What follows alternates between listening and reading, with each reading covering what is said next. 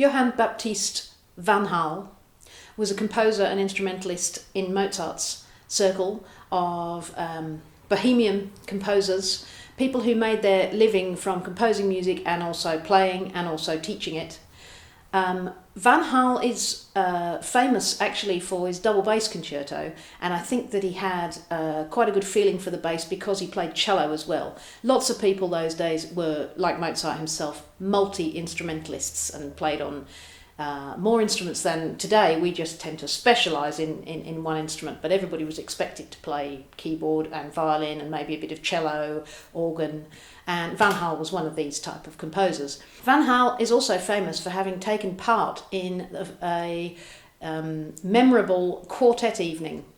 And the idea of being in a chamber music country house, in this case the house of a composer, Stephen, I think his name was Storridge, an English composer who had invited a number of people to his house, and there were string quartets going on. It was the Irish tenor Michael Kelly. These were all members of the opera companies and playing in Mozart's operas, and what they wrote down was, Kelly wrote that you could not have imagined a better evening. They had two violinists, Haydn and Baron von Dittersdorf. Then the cellist was Johann Baptiste Vanhal, and Mozart played the viola in this quartet. And Vanhal had actually been studying with Dittersdorf.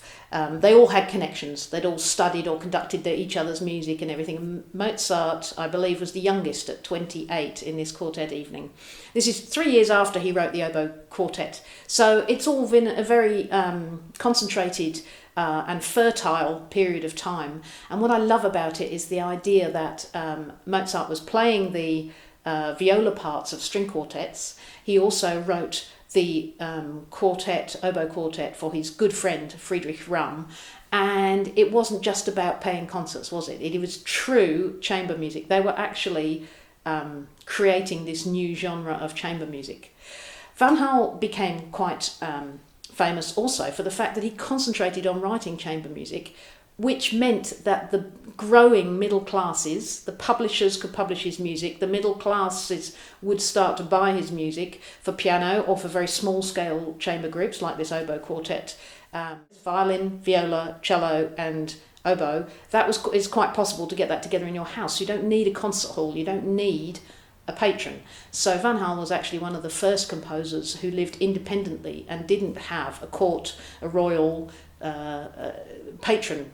And I think that was, they were really part of history, weren't they? They were absolutely part of history, developing music from the courts into the kind of lifestyle that might have been enjoyed in a house such as this, that you'd get together and play quartets together with your friends. Exactly what we're about to do.